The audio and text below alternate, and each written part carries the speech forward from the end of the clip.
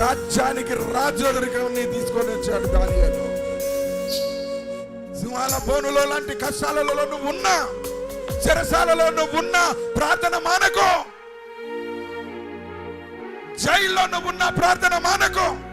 కష్టాలలో నువ్వు ఉన్నా ప్రార్థన మానకో. నిన్ను చెరలు పెడుతున్నా ప్రార్థన మానకో.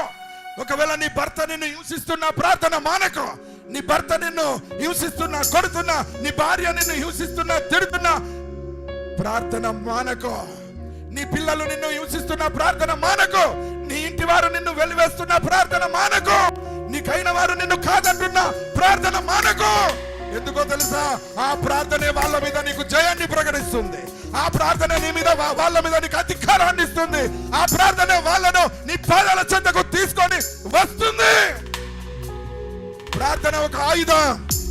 ప్రార్థన బలమైన శక్తి కలిగినది.